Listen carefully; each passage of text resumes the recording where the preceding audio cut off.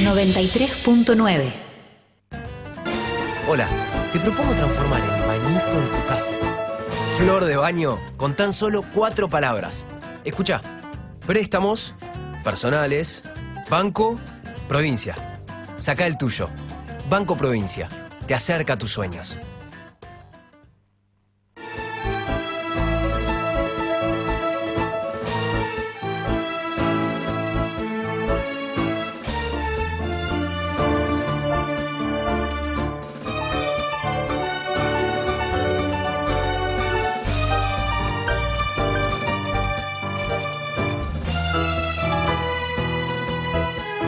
Buenas tardes, les habla Nicolás Casanseu en este 1 de mayo en que todo el mundo festeja y con justicia el Día del Trabajo. Con justicia desde ya, merecen los trabajadores tener un día libre, inclusive remontarse en la historia y escarbar de dónde viene la fiesta y de dónde viene la palabra trabajar. El Diario de la Nación hoy hablaba de que viene de un término que significa torturar. Y quién de nosotros no va a negar que algo de eso hay en el trabajo, ¿no? Porque decía la investigación o la nota de La Nación de que en todos los lenguajes la palabra trabajar tiene un origen duro, en algunos casos tortura, en otros de esfuerzo, en otros de persecución. Inclusive da la versión rusa pero equivocada, porque dice que rabota, que es trabajo en ruso, significa trabajo forzado. En realidad es mucho peor. Rabota viene de rab, y rab significa esclavo en ruso. Pero en realidad todo esto se remonta a la Biblia. Cuando Adán desobedeció a Dios, está en la Biblia, Dios lo castigó, ¿con qué? Con ganarse el pan con el sudor de la frente. Y así estamos haciendo los humanos. El sudor de la frente a veces es el de las neuronas, ¿no? No es el de los músculos, pero igualmente es sudor, de alguna manera. Y bueno, en este Día del Trabajo que tanto se habla, se ha olvidado, los medios, el gobierno, han olvidado otro día que se festeja hoy, y es el bautismo de fuego de la Fuerza Aérea en Malvinas. Se cumplen 35 años de ese hecho histórico. Y a diferencia del Día del Trabajo, que tiene origen internacional, esto es bien nuestro. Y bueno, coincidentemente se cumple también el 35 aniversario del bautismo de fuego de la artillería argentina en Malvinas. Es una pena realmente que no se conmemore como debería hacerse y como se va a hacer dentro de algunas décadas. Seguramente va a ser una fiesta nacional.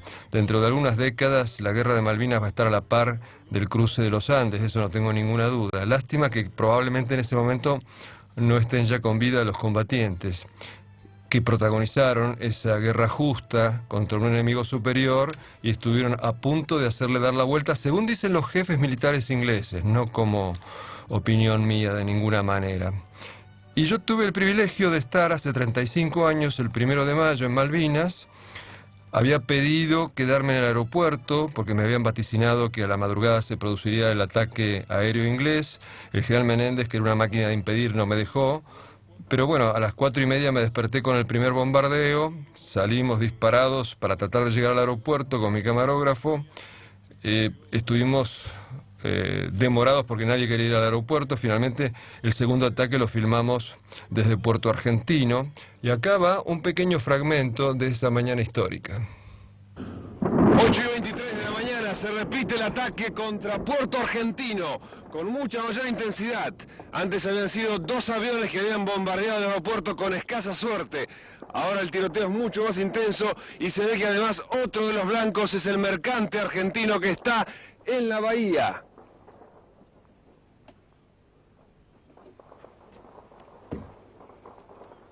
Contestan nuestras baterías antiaéreas y se ve el refulgir de sus disparos en el aire. Un ruido que ahora se hace más intenso.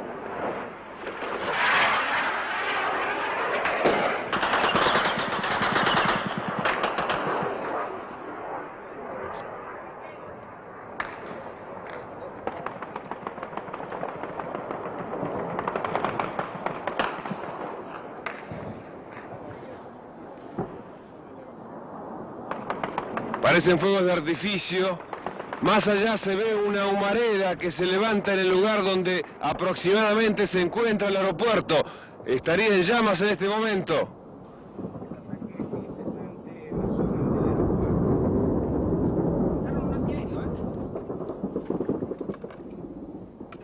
Ahí se ve el avión atacante. Pasa, se pierde hacia la derecha. Otro avión más. Pasó.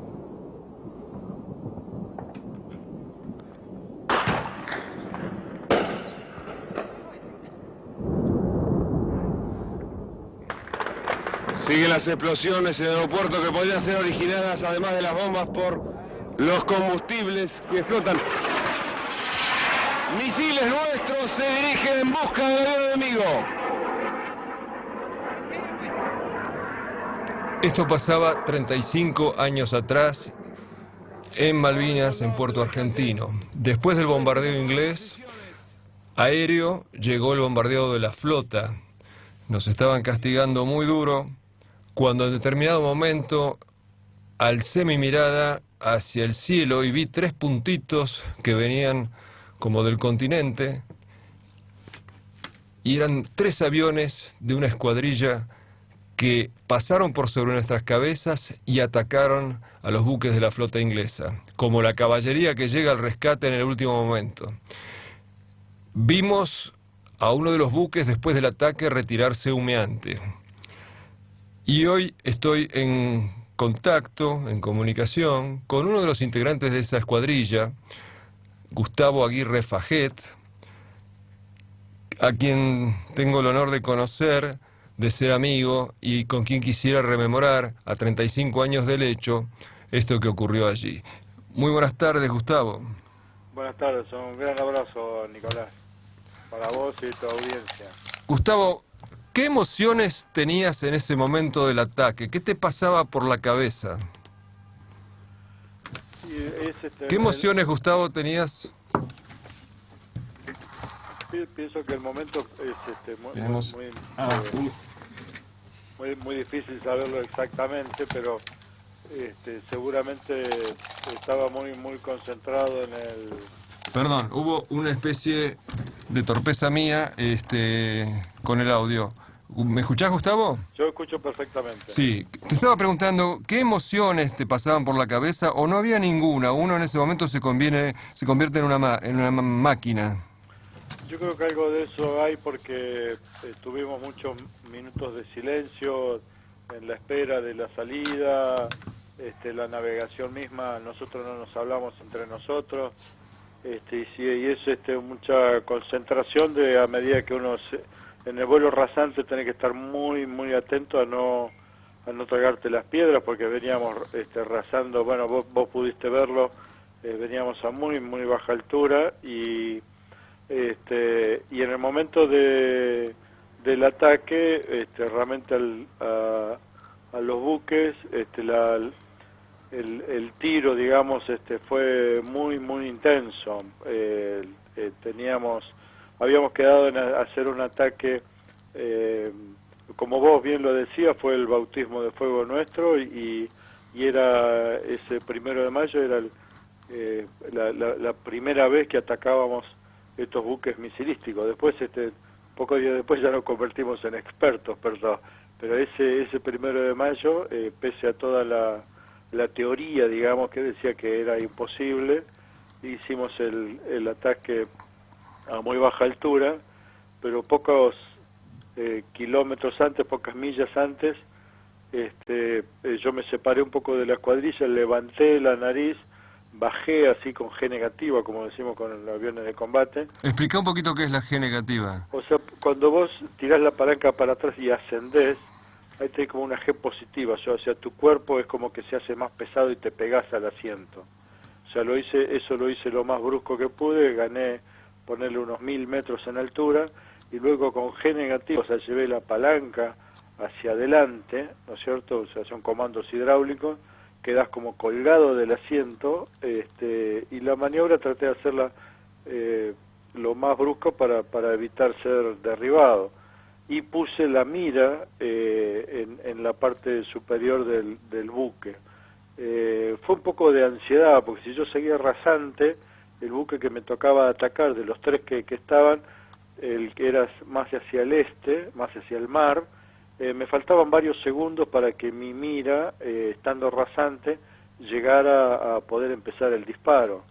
Entonces con esta maniobra yo ya lo tenía en la mira, y bueno, pero cuando bajé la nariz del avión y veo el buque con un ángulo de unos 20 grados más o menos, me tiraban con todo, o sea, era un foco, un cono de disparos que desde la popa del buque, muy intenso, y bueno, yo tenía que mantener la mira de mis cañones de 30 milímetros sobre ese cono, me seguía acercando, en ese momento volábamos a cerca de 900, 1000 kilómetros por hora y teníamos que reducir un poquito porque si no el Mirage podía volar a mayor velocidad, pero después me quedaba sin combustible para regresar. Claro.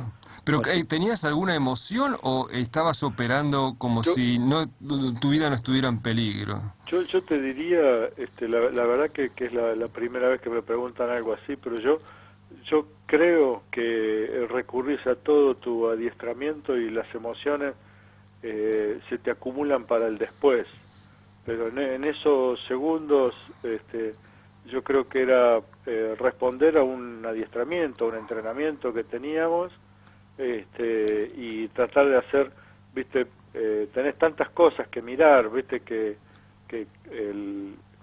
anteriormente la formación de la escuadrilla, como te decía, ir muy bajo y siguiendo el perfil, mirar la cola de los compañeros tuyos de la escuadrilla, que no haya un Harrier detrás nuestro. Claro, porque no tenían radar, ¿no? No teníamos radares. Electrónicamente estábamos, teníamos un excelente avión, después fue modernizándose su instrumental, pero en esos momentos era un hermoso cazabombardero supersónico, pero no teníamos nada de lo que sea guerra electrónica o radares, era totalmente visual el control, así que nos exigía mucho físicamente, ¿no es cierto? Claro. ¿Y entonces le pegaste? ¿Vos fuiste el primero en arrojarle la bomba a un buque inglés? Yo entiendo que sí, dependemos mucho de la información que ella. Digamos, como Fuerza Aérea, sí, yo participé en la primera escuadrilla, era la primera escuadrilla que pasó sobre estos buques misilísticos y mis bombas fueron las primeras bombas que ligó la flota inglesa.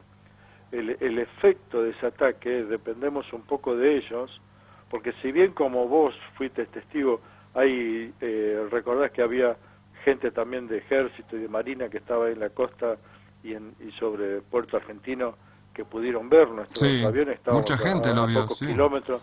Ellos, pero exactamente qué buques fueron, algún día los británicos reconocerán qué buques fueron y qué efecto tuvieron. Significativamente, ellos, como decía hoy Di Meglio, que era el jefe de escuadrilla en la ceremonia de aniversario, él dijo, algo pasó, porque demoraron 20 días para hacer el desembarco, reprogramaron todo lo que tenían pensado, dejaron de bombardear la gente nuestra durante el día, por lo menos. O sea, fue el efecto y el cambio fue significativo para ellos, pero no dicen mucho. Yo creo que vos conocés mucho de la actuación de la Fuerza Aérea en Malvinas. Este ataque, el 1 de mayo, y el ataque de Isaac entre A4C y Superetenda al portaaviones, creo que son las dos misiones en que los ingleses evidentemente escatiman un poco de información, ¿no? Bueno, son escondedores en todas las acciones de la guerra, escatiman sus bajas, hay testimonios de que son mucho mayores, o por lo menos mayores que las que ellos dicen, pero evidentemente después de ese ataque de ustedes ya de día no se animaron a acercarse, cañoneaban de noche, no nos dejaban dormir. Pues es que una vez hablando con Di Meglio, También le preguntaba sobre sus emociones, le pregunté qué lo motivaba y me dijo esta frase, me dijo, mira, no lo hice por la patria, no lo hice por el honor, no lo hice por la gloria, lo hice porque días antes había estado en Malvinas y había visto a mis camaradas cavando trincheras y no los podía dejar solos. Yo lo entiendo desde el punto de vista de que la patria es un ente tan elevado, tan noble, que hasta resulta ser abstracto. ¿A vos te pasa algo similar? Mira, totalmente. Yo creo que, te aseguro que no es una falsa humildad, pero yo creo que compartí un sentimiento, una actitud que era de grupo, y cuando hablan dice qué héroe, qué bárbaro, qué sé yo, y realmente no lo siento así. Yo lo siento como que éramos un grupo que quería hacer las cosas bien y que, digamos, recordaba en estos días, me habían pedido que escribiera algo para una ceremonia que tuvimos hace poco en esta semana, y le dediqué un párrafo a nuestros maestros. Y yo digo, yo fui educado en la educación pública, y yo soy muy agradecido de esa maestra, de esos maestros que me enseñaron a querer el país, a respetar los valores, a tener los valores que quiero tener y trasladar a mi familia, simplemente de hacer las cosas bien, hacer lo que te toca hacer y saber seguramente que las Islas Malvinas son nuestras. Claro, ahora viene la otra parte de la aventura. Después de pegarle al buque había que hacer el escape y eso era complicado porque estaban los Harriers en el aire.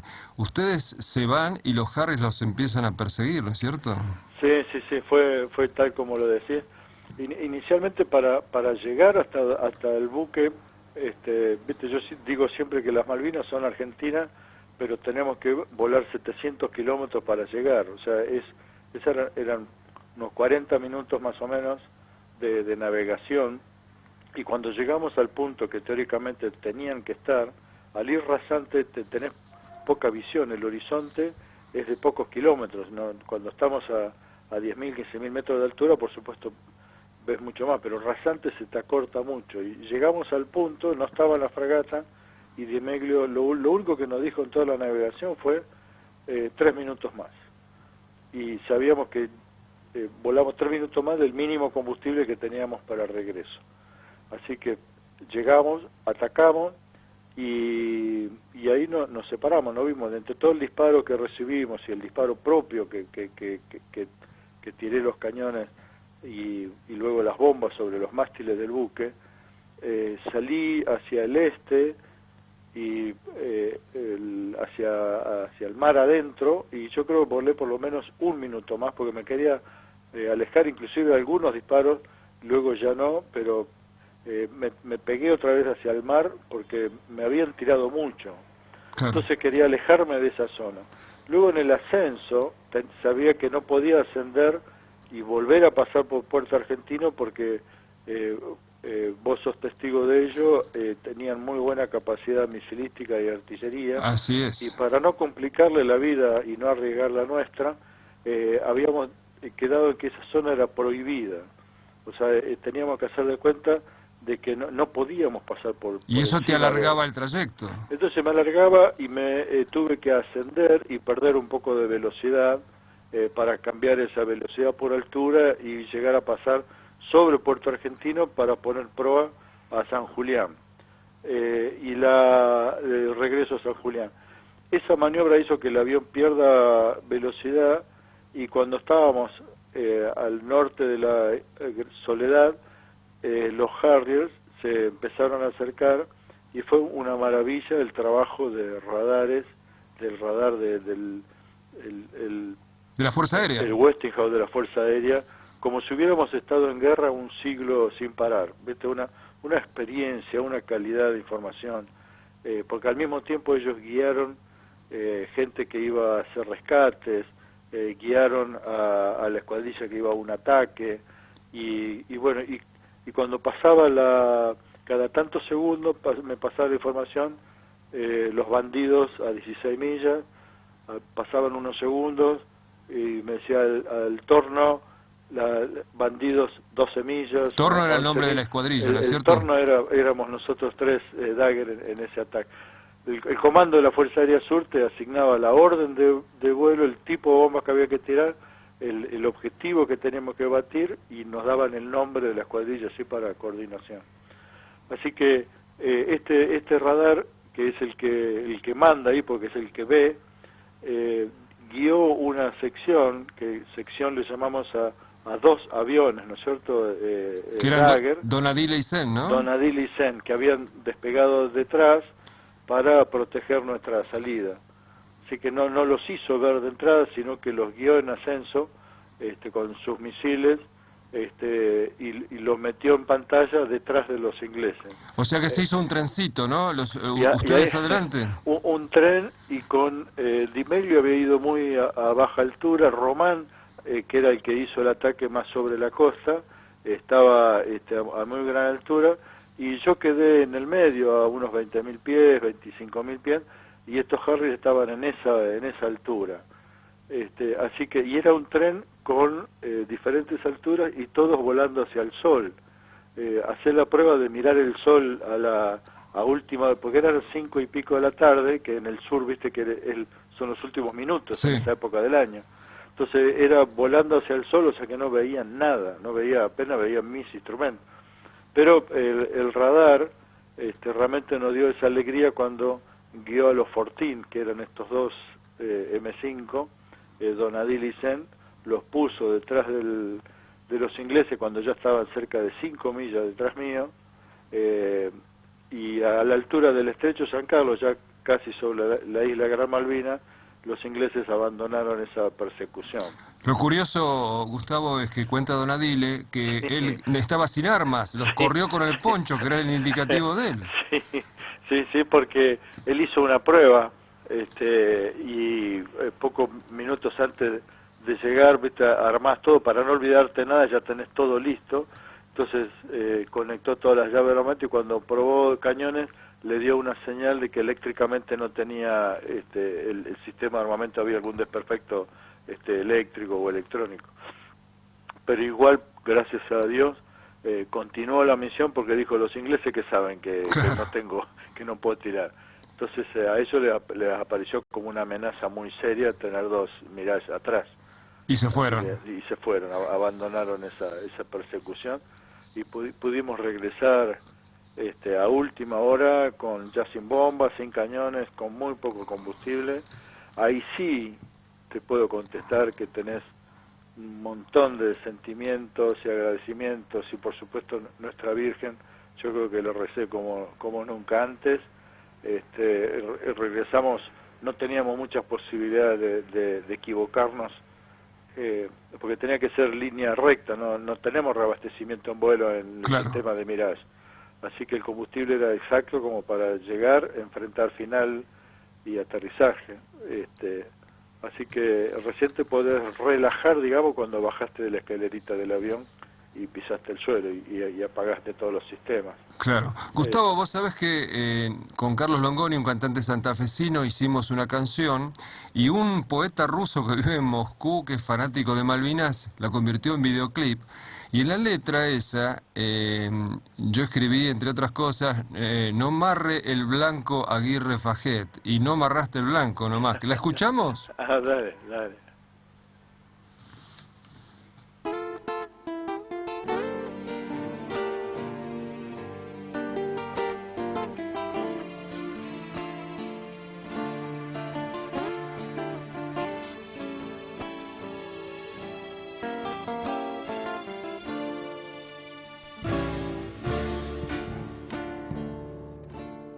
La flota invasora se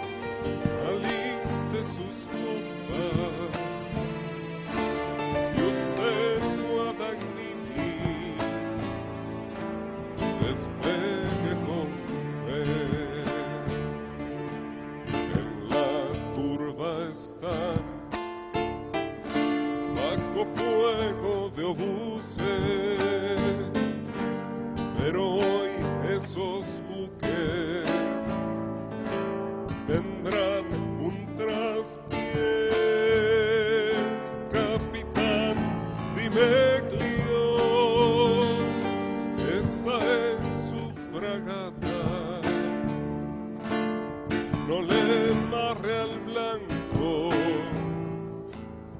Aguirre Fajer, capitán Dimeglio, esa es su fragata. No le marre al blanco, Aguirre Fajer. Los jefes que medran en la retaguardia buscaron tan solo amagar y fintear, pero los halcones del cielo la guardia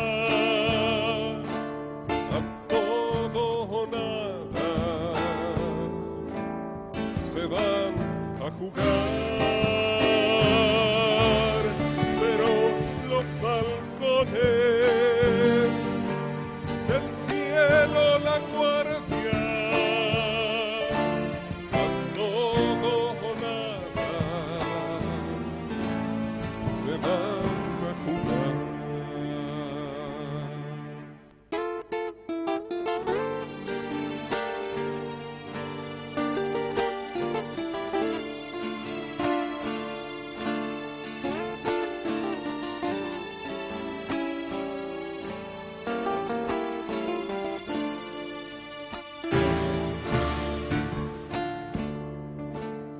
Saliendo a salvar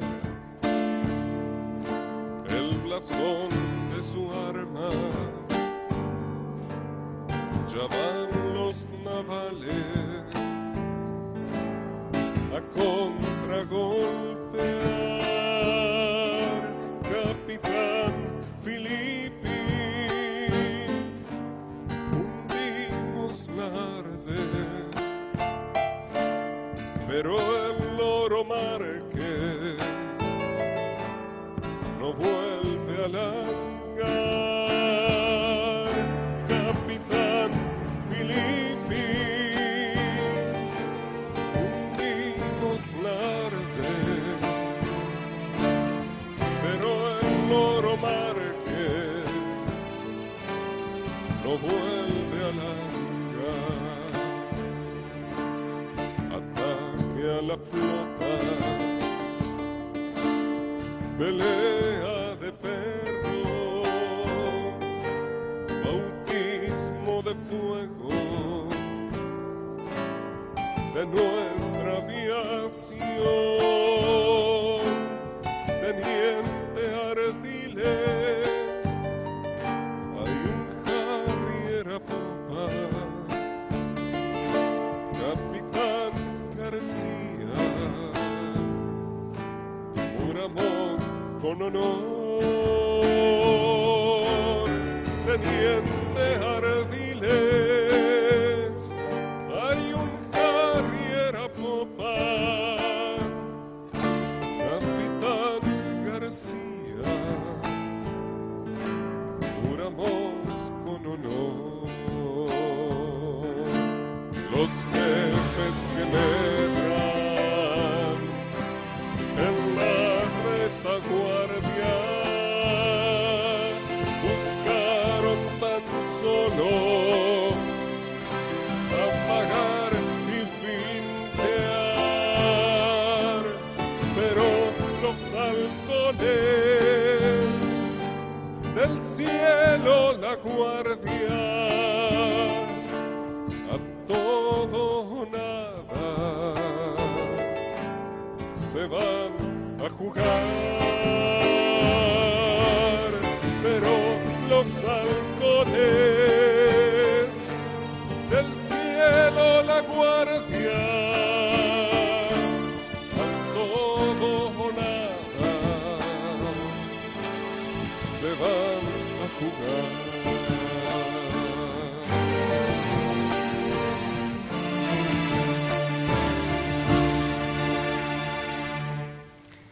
¿Qué tal, Gustavo? ¿Qué te parece esto de que un ruso que vive en Moscú, que no habla español, que nunca estuvo en la Argentina, sea un enamorado de la causa Malvinas y acá un 1 de mayo nadie recuerda el bautismo, al menos que yo haya visto en los medios. Sí, muy poco, y realmente qué emocionante y qué bien, y qué linda letra, qué linda música, realmente muy lindo, Nicolás.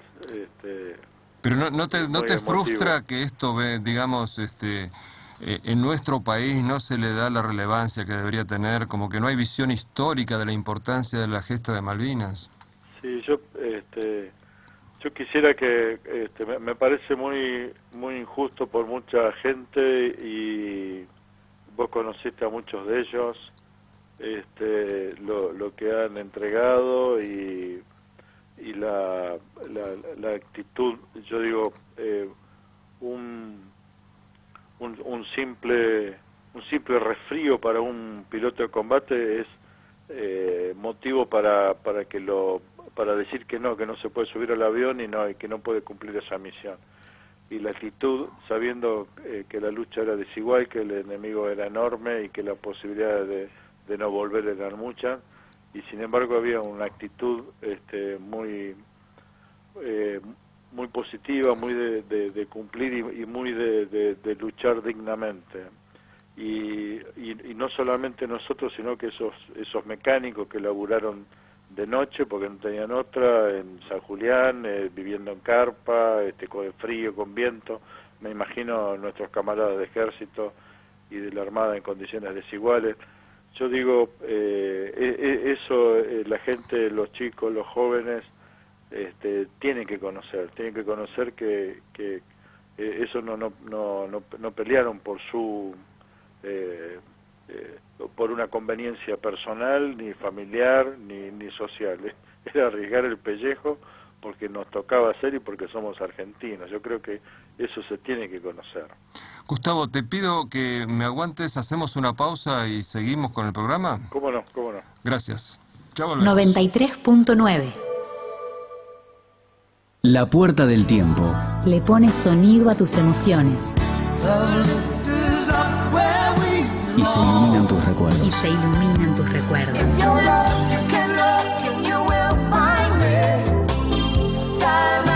Con la conducción de Alfredo Lepera. Sábados, 22 horas. 22 horas. Todos los miércoles, Campo y Economía ofrece un análisis de la actualidad con enfoque agropecuario, con la conducción de Carlos Curchi González y la participación de Daniel Mastro Pascua. Campo y Economía, los miércoles de 16 a 17. Carlos Curchi González, Daniel Mastro Pascua. El análisis de la actualidad con enfoque agropecuario. Miércoles 16 a 17. Campo y Economía. Vení, deja de quejarte y participá de Voces de la Nueva Política. Todos los lunes a las 20 horas por esta radio o transmitiendo en vivo por nuestra página de Facebook, La Nueva Política Pro. Estamos listos para vivir una etapa maravillosa de nuestra historia.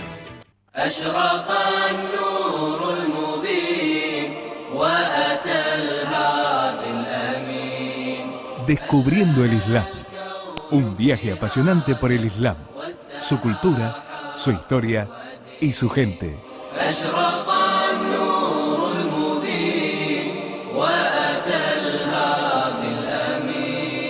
Descubriendo el Islam, martes a las 3 de la tarde.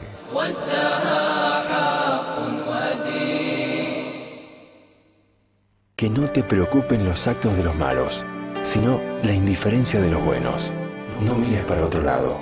Un programa de la Asociación Martín Castellucci. Todo está guardado en la memoria. Para que los buenos dejen de ser indiferentes. Sueño de la vida y de la historia. No mires para otro lado. La memoria despierta para herir a los pueblos dormidos que no la dejan vivir. Todos los martes. Libre como el viento. De 22 a 23. 93.9.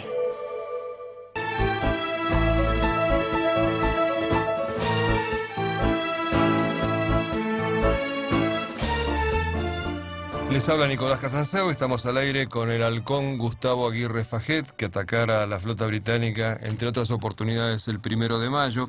Y hoy, Gustavo, además de ser el día del bautismo de fuego de la gloriosa Fuerza Aérea Argentina, también es el bautismo de fuego de la artillería antiaérea, que vos evitabas justamente pasar por su espacio controlado porque fue muy efectiva. ¿Cómo lo viste desde tu óptica? Sí, también, totalmente, realmente, y qué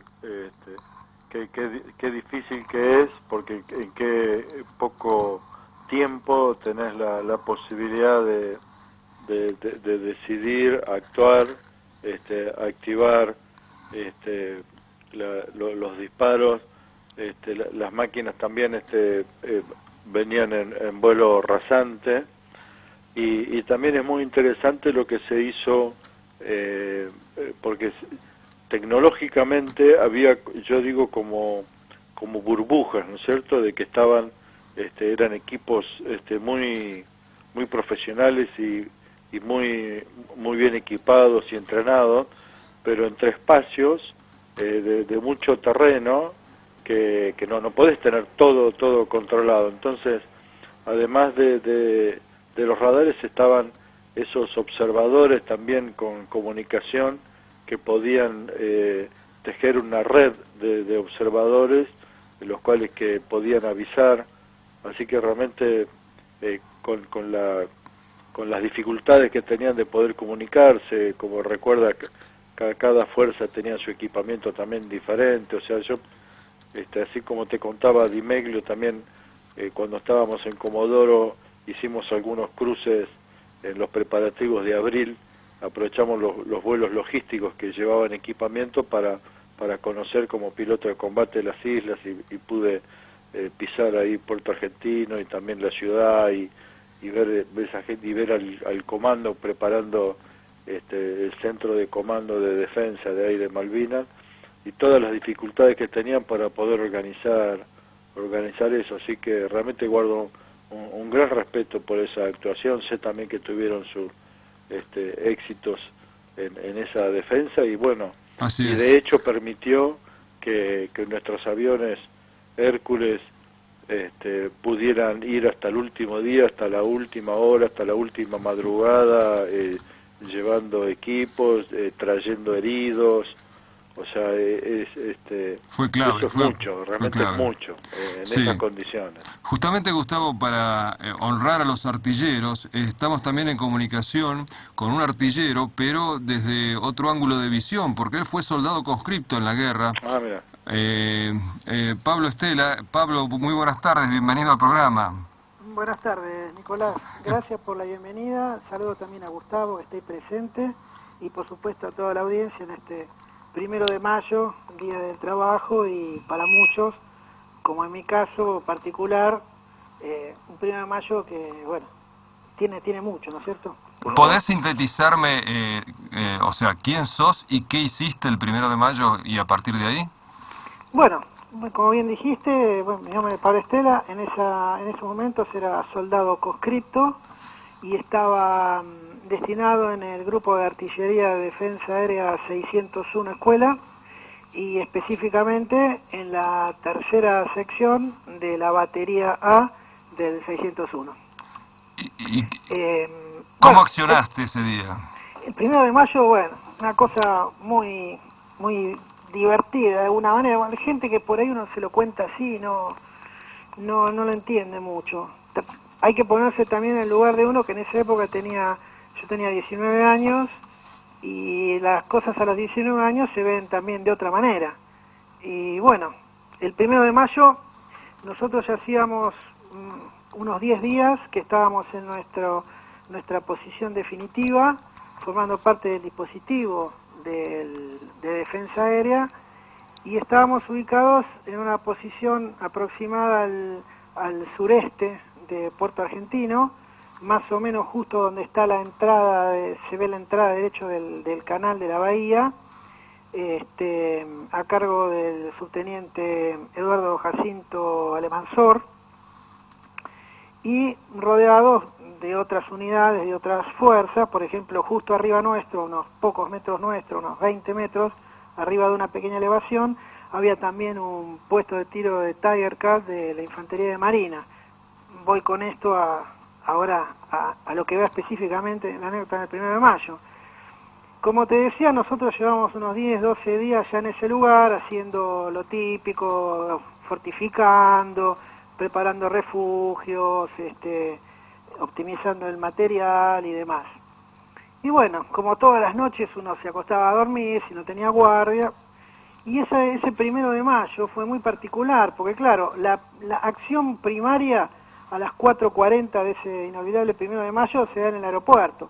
Muchos estábamos durmiendo porque habíamos salido de guardia y realmente estaba lejos y no se escuchaba realmente mucho. Claro, no se escuchaba hasta que empezamos a abrir fuego nosotros un poco más tarde. Entonces yo salgo del pozo en el cual dormía, que no escuchaba prácticamente nada, y lo primero que veo, así por arriba de mi cabeza, a pocos metros, porque te voy a repetir, estaba ahí nomás, un Tiger, de manera que pasa por arriba mío y va en persecución de un Harrier, que es un video que se ve mucho de Malvinas, que se ve el avión enemigo y el misil intentando localizarlo más como un buscapié que como una trayectoria más directa, ¿no es cierto? Mi camarógrafo justamente alcanzó a filmarlo. Exactamente, en tu video se ve mucho ese misil, y es ese misil que pasó a pocos metros de mi cabeza. Así que yo venía prácticamente de la escuela y de golpe abro y encuentro un panorama infernal, misiles por un lado, aviones por el otro, fuego antiaéreo, las deflagraciones del bombardeo en el aeropuerto, y bueno, un espectáculo, yo diría, más que interesante, por lo menos. O sea que no te veo para nada deprimido con esos recuerdos, y decís que fue interesante, que fue divertido, contrasta mucho con esta palinodia, con este llanto que escuchamos todo el tiempo de los chicos de la guerra. Bueno, yo siempre digo una cosa, se he dicho a amigo Norberto Lafusa, que es pingazo también, y yo digo, no una guerra, sino hubo tantas guerras como soldados estuvimos, y yo, de mi guerra por lo menos, la que yo tuve, yo debo decir que la parte que menos me dio problema, o sea, lo más entretenido, divertido, interesante, y realmente que al final uno le entra a agarrar como que realmente uno está ahí por una razón, es la parte del combate, porque lo más difícil de que la gente entienda con esto de la guerra y demás, es que el padecimiento, por lo menos en el caso de mi unidad, del tipo de misión que tenemos en la defensa aérea, que ya que estamos aclaremos que la misión de la defensa aérea no es derribar los aviones enemigos, es negarles el espacio, permitir la operación del dispositivo propio y bueno, y otras circunstancias. Derribar los aviones es una circunstancia. Una consecuencia. Misión. ¿Perdón? Una consecuencia, derribarlos. Exactamente, no es el objetivo en sí. Y por ahí es estar sin acción un día y medio, y la acción es tan así rápida, tan fulminante, tan relámpago en la defensa aérea, que posiblemente en 5 minutos sea toda la actividad que uno tiene en 1 o 2 días. Pero esos 5 minutos son los que deciden el destino de ese combate. O sea que la adrenalina en esos 5 minutos bombea a 1000 y vos no te sentís para nada amenazado, te olvidás hasta de tu propia protección, de tu instinto de autoconservación en ese momento. Pero totalmente, no sé, yo por lo menos en mi caso, hay una particularidad que yo siempre cuento que bueno, también posiblemente haya ayudado en algo. Mi padre era un fanático de todo lo que sea literatura de la guerra del siglo XX. Y yo cuando iba a la biblioteca, agarraba un libro, en vez de agarrar por ahí, no sé, la cabaña de Huckleberry, agarraba, no sé, Hitler conductor de Frank Halder, o agarraba la Segunda Guerra Mundial, o agarraba la crónica, y mucha documental, mucha cosa, no eran imágenes para mí desconocidas ni mucho menos. Yo había leído muchísimo de todo el tema ese, y claro, yo era un estudiante secundario más, no tenía esa devoción ni el sentido de patria ni de defender a la patria que podía tener un militar profesional que había tenido toda una formación. Yo iba a ver que me llevaran, por decirlo de alguna manera. Y lo notable de esto es que una vez que uno está ahí, en mi caso por lo menos, uno realmente ahí aprende un montón de cosas y empieza a querer la patria de una manera diferente. Y yo aprendí a ser patriota y a querer mi país, mi bandera y a defenderla hasta perder la vida. Lo aprendí en la guerra, cuando me di cuenta que eso había sido hecho por otros antes que yo, en otros territorios, en otros lados, y habían hecho la Argentina grande, y yo no podía hacer menos, y estaba ahí y lo tenía que hacer, y te soy franco, no es que estoy trastornado, me gustaba la parte de la acción, era una cosa realmente que me apasionaba, y no me agarraba pánico ni mucho menos. De hecho, perdona, ya te digo una cosa que va a lo que vos me preguntabas específicamente, por ahí me voy un poco por las ramas. Los últimos días de junio, ya para cerca del final de la guerra, creo que fue el 12 o el 13 de junio, estábamos recibiendo, el 13 de junio específicamente, recibiendo fuego de cañones y de fuego naval totalmente en forma cruzada sobre nuestra posición. Estaban barriendo desde cerca de la península del aeropuerto hasta la entrada de la ciudad y habían empezado a arreglar sobre nuestra posición. Y nosotros estábamos bombeando combustible para los radares que seguíamos operando, viendo pasar la munición, porque se ve pasar, ya cuando va cerca se escucha pasar, se ve pasar, y estábamos arriba de 20 o 30 mil litros de Famitol, de nafta súper del ejército, reaprovisionando los radares, y estábamos mirando el espectáculo con otro compañero, y uno se vuelve inconsciente, lo admito, pero nos tuvo que venir a sacar el jefe de la sección a buscar cubierta, y dejamos los equipos, dejamos todo, porque pasaron por arriba nuestro, no destruyeron el material, pero estuvimos casi a punto. Mira, Gustavo recién decía que los ingleses minimizan sus bajas. ¿Vos lo advertiste también en el tema de los aviones derribados o no por nosotros?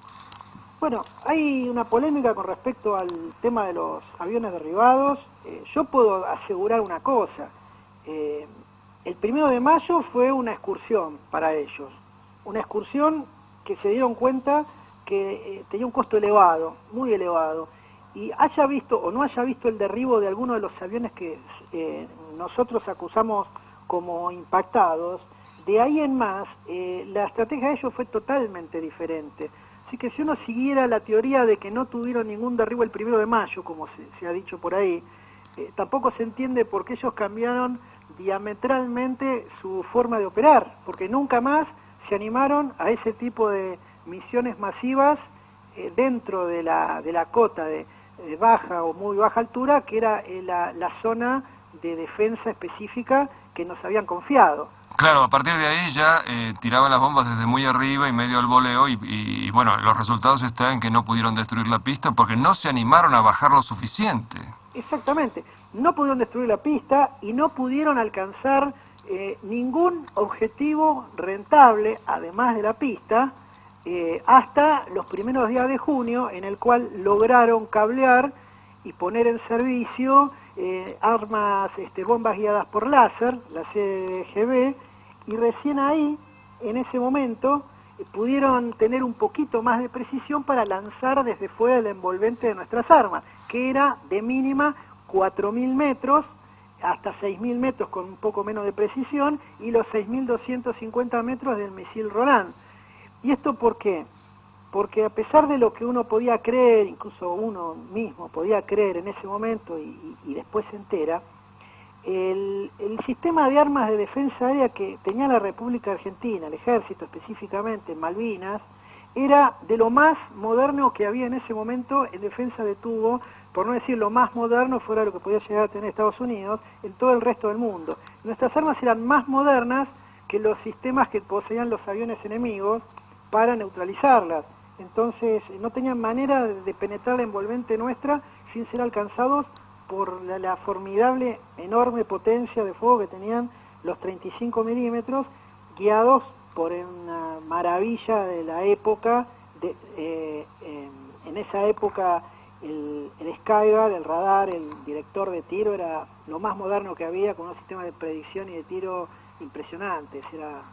Así es, sí, me acuerdo que se decía que era el mismo que tenía Suiza. Estamos hablando con el artillero, soldado conscripto en el 82, Pablo Estela, y también está con nosotros Gustavo Aguirre Faget, uno de los halcones de la Fuerza Aérea, que participó del bautismo de fuego. Tanto la Fuerza Aérea como la artillería antiaérea brindaron su cuota de sangre en la Guerra de Malvinas, y con Carlos Longoni, un cantante santafesino, así como le rendimos homenaje a los halcones, también le quisimos rendir homenaje a los artilleros.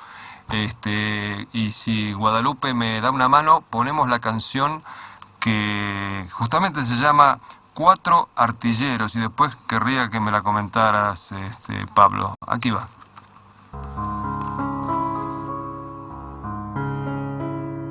Si la patria te llama a luchar, si estás presto a morir por lo que amas, estos nombres te van a inspirar. Blanco de arte da chari y llamas. Cuando apuntes al cielo el cañón, ya sabrás de quién es acordarte. De antes se dieron en esta misión. Llamas blanco da chari y de arte. Llamas blanco da chari y de arte.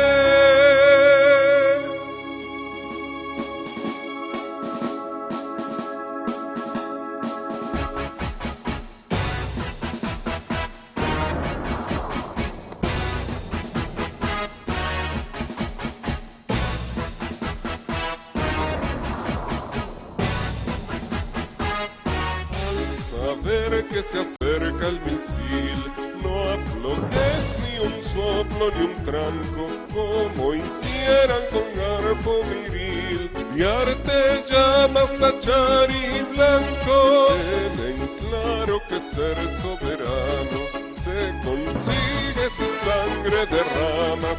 Lo sabían los cuatro espartanos. Y arte blanco da char y llama. Y arte blanco da char y llamas.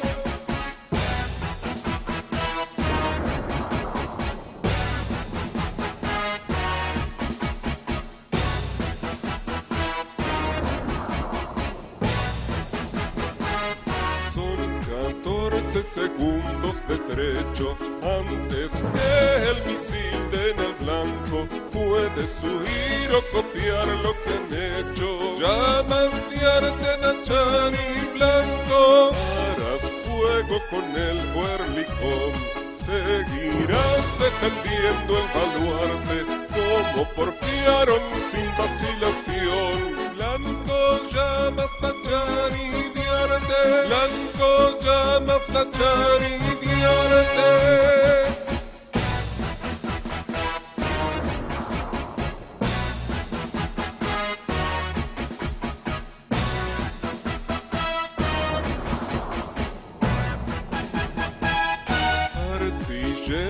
De nuestra antiaérea, 4 hombres que mueren en flamas, más que nacen a la gloria etérea. Y arte blanco da char y llama, y arte blanco da char y llama.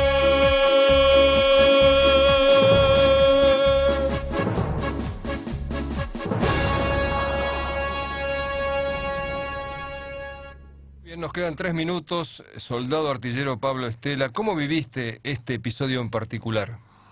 Bueno, este episodio que sucede el 3 de junio del 82, un episodio de un combate de 4 héroes que combatieron a ese avión Vulcan enemigo, cumplieron su misión hasta el último momento, literalmente, y bueno, lamentablemente esta vez les tocó perder, no pudieron eliminar el misil, pero sí le plantearon el combate que deberían. Lo intentaron hasta el último momento Ellos sabían positivamente que el enemigo estaba en esas corridas buscando un radar, específicamente estaba buscando nuestros radares.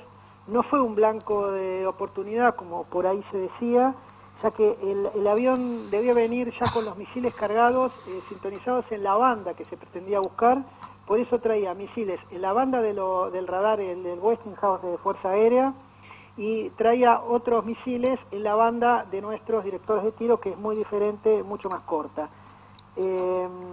Cuando se plantea el combate, el director de tiro avisa, tiene sistemas que avisan a los operadores que ha sido lanzado un misil antirradiación, pero confiando en su pericia de altísimo entrenamiento que tenía el personal de la defensa aérea, intentaron batir ese blanco y no pudo. Y pudieron haber tratado de escapar. Totalmente. De hecho, se dieron ocasiones en otras unidades, incluso en la mía, que al prenderse esa alarma MAT, que así figuraba en el tablero del director de tiro, los operadores descendían y buscaban todos cubierta por las dudas, dado que no se había adquirido un emisor secundario que permitía derivar la emisión para cambiar el curso del misil. Estos 4 hombres siguieron combatiendo a pesar de que sabían que el misil se dirigía, pudiendo haber abandonado, tenían tiempo de abandonar el director de tiro, y no lo hicieron porque eran conscientes de que la función de nuestra era combatir, no esconderse. Y eso hicieron y pasaron a la historia en forma legendaria.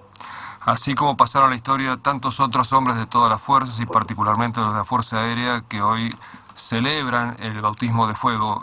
Uno de ellos, Gustavo Aguirre Faget, que está con nosotros. Tu última reflexión sobre el significado de Malvinas para la historia argentina. Yo creo que hay mucho para decir y lo que vos decías es cierto que se conoce poco, salvo invitaciones y oportunidades que por ahí me ha tocado, como seguramente aprovecho para mandarle un abrazo a Pablo, y muy interesante su experiencia como artillero. Yo creo que a veces cuando das una charla en una escuela, por ejemplo hablando con algunos maestros o directores,